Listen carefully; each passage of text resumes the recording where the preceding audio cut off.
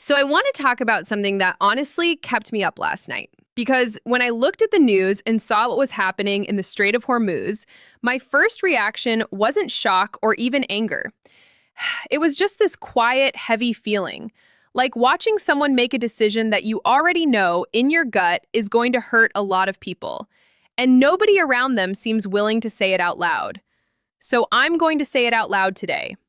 Let me just walk you through what's actually happening, in plain language, the way I'd explain it to a friend sitting across from me at a table. The United States has placed a naval blockade around Iranian ports and the Strait of Hormuz.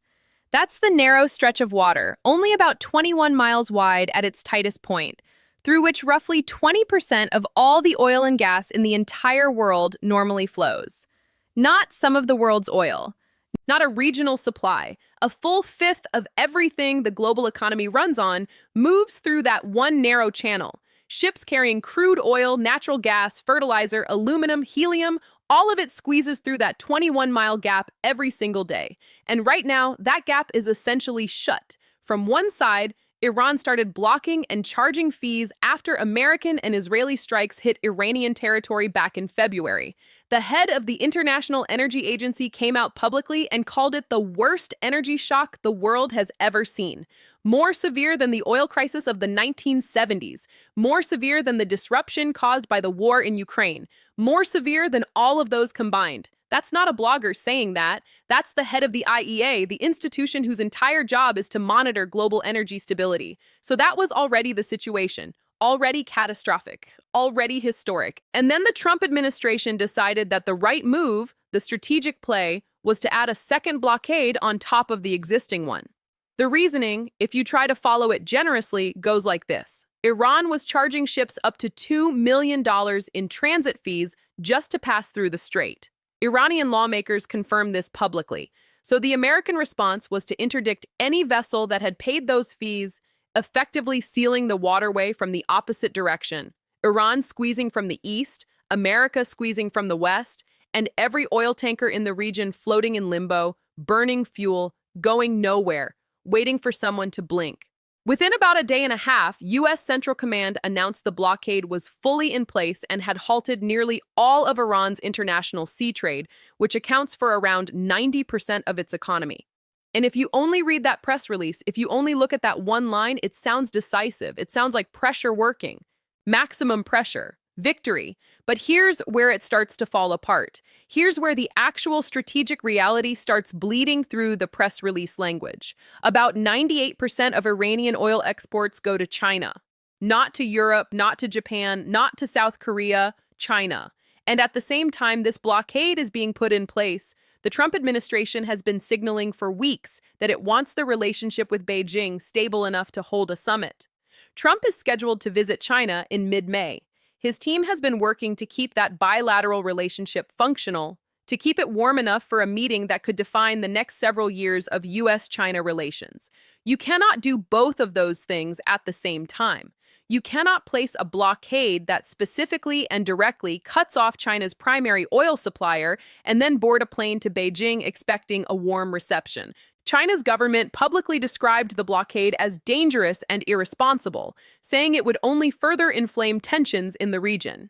These are not compatible realities, and yet the administration is trying to hold both of them simultaneously, with a straight face, and apparently hoping nobody does the math. But it doesn't stop there, because the other country getting absolutely hammered by this is India. India imports more than 85% of its crude oil requirements. Around 5.5 million barrels a day. It's the third largest oil importer in the world.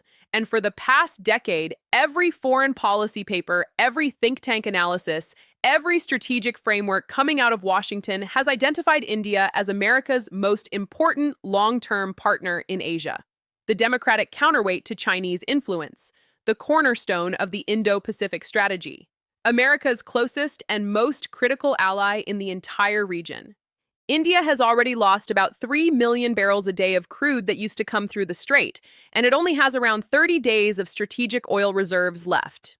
30 days. And the United States, at the precise moment that India's waiver allowing it to purchase Russian oil was expiring, chose to tighten the blockade further. That's what strategic partnership looks like right now. Your most important regional ally watches its economy start to hemorrhage, while American destroyers police the very waterway it depends on. If you were sitting in New Delhi right now, what conclusion would you draw about how much Washington actually values that partnership when things get difficult? Now let's talk about the allies, because this part matters a lot. Trump said other countries would join the blockade. That coalition never materialized. Key NATO members, including Britain and France, refused to participate. Instead, the British Prime Minister and the French President announced they would organize a separate multilateral summit of world leaders focused on reopening the strait, not as part of the American pressure campaign. Separately, independently, sending the clearest possible diplomatic signal that they don't think this strategy is the right one. Trump publicly criticized NATO afterward, saying he was very disappointed they didn't come, and then adding, without providing any evidence, that they now want to help. But that's not what happened. What happened is that America's oldest and closest allies looked at this plan and chose not to stand behind it. In diplomacy, that's not ambiguity. That's a verdict. And then there's the legal dimension, which I think gets lost in all the noise about aircraft carriers and naval coordinates. Legal experts have pointed out that under international law, specifically the rules that govern international straits, neither the United States nor Iran actually has the legal authority to close or significantly impede passage through the Strait of Hormuz. The strait is governed by international maritime law that protects the right of transit passage for all nations. A retired American admiral, speaking on American public radio, described the blockade in plain terms. He said that technically, a blockade of a country's ability to export goods and services is an act of war. An act of war. That phrase didn't come from an Iranian official or a Chinese diplomat. It came from a retired American admiral, on the record, on American public radio. And it's sitting there in the coverage, mostly unremarked upon, while the conversation moves on to the next press conference. Now, what is Iran actually doing in response to all of this? Is it the behavior of a government getting ready to come to the table and negotiate? Because that was supposed to be the whole point. Trump said the goal was to reopen the strait and bring Iran back to negotiations. That was the stated objective. Iran's parliament speaker posted a photo of gas prices near Washington, D.C., with a caption telling Americans to enjoy current prices and warning they would soon be nostalgic for $4 or $5 gasoline. The Iranian Revolutionary Guard warned that any military vessels approaching the strait would be considered a ceasefire violation and would face a severe response, warning of a deadly vortex in the event of any miscalculation. Iranian newspapers printed a cartoon of Trump drowning in the strait with the headline, "Marine Bluff." That is not the messaging of a government preparing to capitulate. That is the messaging of a government that genuinely believes it is outlasting you. And here's the uncomfortable historical context for that. Iran has been living under American sanctions, American pressure, American threats, and American regime change efforts for 47 years. 47 years. They have not blinked in 4.5 decades of sustained pressure. What exactly is the theory of change here that says they blink now? And the economic damage isn't staying contained to Iran. It's spreading outward in every direction. Analysts have warned that a full, sustained blockade could push oil prices to around $150 a barrel. The International Monetary Fund, an institution that is constitutionally incapable of alarmism, already cut its global growth forecast for 2026 to 3.1% and warned the world was drifting toward what it called an adverse scenario, where oil prices could hold around $100 a barrel. When the IMF uses language like adverse scenario, that's the economic equivalent of a doctor walking into the room and saying, "We need to talk." That's as close to alarm as that institution ever gets. Ordinary people in countries that had nothing to do with any of this are already feeling it. Gas prices climbing, food prices climbing because food production and transport run on fuel. Heating costs, manufacturing costs, shipping costs, everything connected to energy, which is everything, is getting more expensive for ordinary families in countries that have no vote on what happens in the Strait of Hormuz. I want to come back to something that I think is actually the most important part of this whole situation, and it doesn't get talked about enough. For decades, the foundational promise of American foreign policy in the Persian Gulf, was straightforward. The United States would keep the sea lanes open. That was the deal.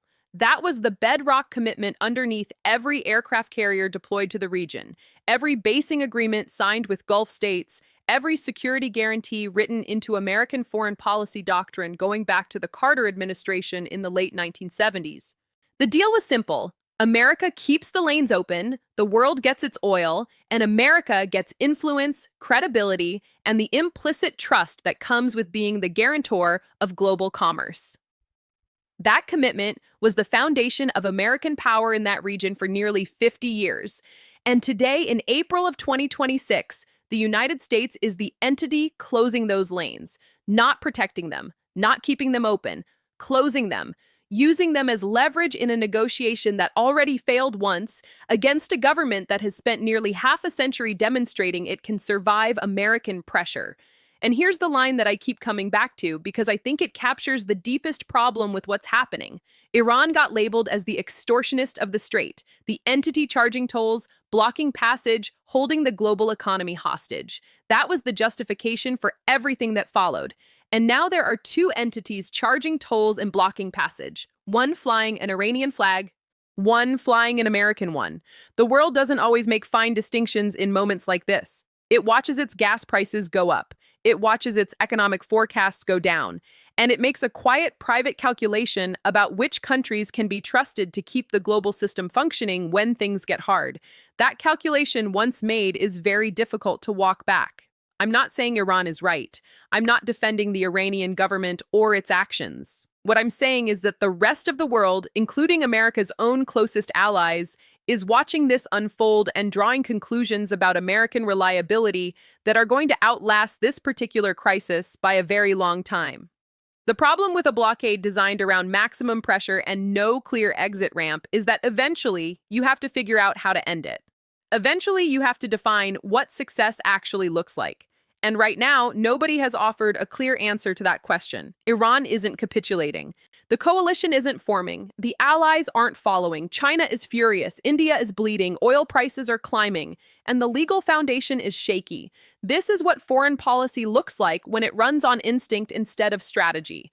When the plan is to do something loud and aggressive and hope the sheer force of the gesture substitutes for the coherence of the thinking behind it. When pressure gets applied without an architecture for what comes after the pressure. The Strait of Hormuz is 21 miles wide at its narrowest point, 21 miles that the entire industrial metabolism of the modern world has to pass through. And right now, both ends of those 21 miles are being held by governments convinced the other one will back down first. I hope they're right. I genuinely hope one of them is right and this ends quickly and the lanes reopen and the price of oil comes back down and the damage to India and to the global economy turns out to be temporary. But hope isn't a strategy. And watching this unfold, knowing what I know about the last 30 years of this region, knowing how many times maximum pressure was supposed to work and didn't, knowing how long Iran has demonstrated it can absorb American pressure without changing its fundamental behavior, I find it very hard to feel confident about how this ends. What I do feel confident about is this. History will look back at this moment not as a demonstration of American strength, but as a demonstration of what happens when the most powerful country in the world forgets the difference between making noise and making strategy. The world noticed, and the world is making its calculations accordingly.